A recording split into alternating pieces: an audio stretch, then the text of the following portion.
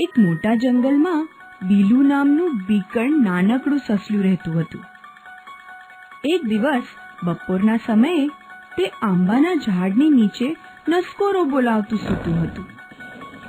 એ જ સમયે આંબાના ઝાડ પરથી પાકી કેરી તેના માથા પર ટપ દઈને પડી. બીલુ ડરીને ઊભો થઈ ગયો અને તે આગળ પાછળ જોયા વગર દોડવા લાગ્યો અને જોર જોરથી બૂમ પાડવા લાગ્યો, અરે ભાગો ભાગો, જલ્દી દૂર ભાગો, આકાશ નીચે પડી રહ્યું છે. ત્યાં વાડાના જાળામાં ઘણા બધા હરણા અને સાબર રહેતા હતા. તે બીલુની બૂમ સાંભળી અને દોડતા જોઈ તેઓ પણ દોડવા લાગ્યા. જંગલમાં રહેતા શિયાળભાઈએ હરણા, સાબર અને બીલુને દોડતા જોયા, તેથી તેણે પૂછ્યું, શું થયું? કેમ ભાગો છો? બીલુએ જવાબ આપ્યો, અરે ભાઈ, આકાશ નીચે પડી રહ્યું છે, ભાગો, જલ્દી ભાગો, તમારો જીવ બચાવો અને ભાગો. આ સાંભળી શિયાળે પોતાનું આખું કુટુંબ ભેગું કર્યું અને બીલુની પાછળ પાછળ દોડવા લાગ્યો. ત્યારે હાથી અને બાકીના પક્ષીઓએ આ પ્રાણીઓનો ઢબઢબનો અવાજ સાંભળ્યો. તેથી તેણે પૂછ્યું, અરે, તમે બધા દોડીને ક્યાં જઈ રહ્યા છો?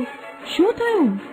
બીલુ બોલ્યો, અરે હાથી દાદા, આકાશ નીચે પડી રહ્યું છે, ભાગો જલ્દી અને જંગલના રાજા સિંહને જાણ કરીએ. આકાશ પડવાની તૈયારી છે, તેથી જંગલ છોડવું પડશે, નહીં તો આપણે બધા મરી જઈશું.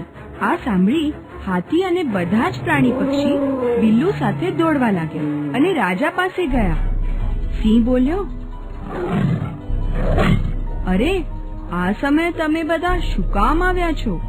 બીલુ બોલ્યો, રાજાજી, રાજાજી, આકાશ નીચે પડી રહ્યું છે, એટલે આ જંગલ છોડવું પડશે. સિંહ બોલ્યો, અરે, પહેલા મને એ તો કહો કે આ કોણે કહ્યું? બીલુ બોલ્યો, રાજાજી, મેં કહ્યું. ચાલો સાથે, હું તમને બતાવીશ. આકાશ પહેલા આંબાના ઝાડ પર પડ્યું અને પછી મારા માથા પર પડ્યું. રાજા સિંહે જોયું તો બીલુના માથા પર સોજો આવી ગયો હતો. આ જોઈને અને સાંભળીને બધા જ પ્રાણી પક્ષી પેલા આંબાના ઝાડ પાસે ગયા.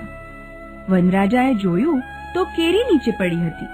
તે સમજી ગયો અને બોલ્યો, અરે મૂર્ખ પ્રાણીઓ, તમે બધા આ બીકણ બિલ્લુની વાત માનીને સાચું શું છે તે જાણવાની કોશિશ ન કરી અને એની વાત માની લીધી. અરે, જે પડ્યું તે આકાશ ન હતું, પણ કેરી છે. હા હા હા. આ સાંભળી બધા તેમની મૂર્ખાઈ પર શરમાઈ ગયા. બોજ, જોયું ને બાળ મિત્રો, કોઈ પણ વાત જાણ્યા વગર કોઈ પણ ટોળાની વાત માનવી ન જોઈએ.